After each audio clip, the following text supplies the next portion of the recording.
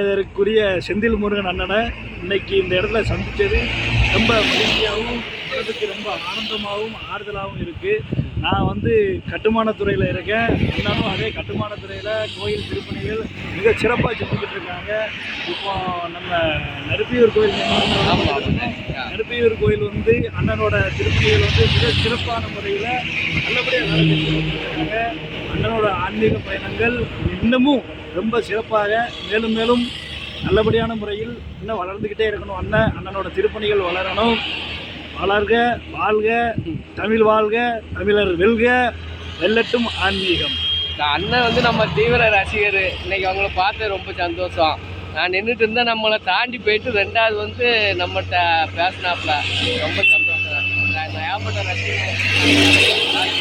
வாழ்க தமிழ், வளர்க தமிழ், வெல்லட்டும் ஆன்மீகம். சரி.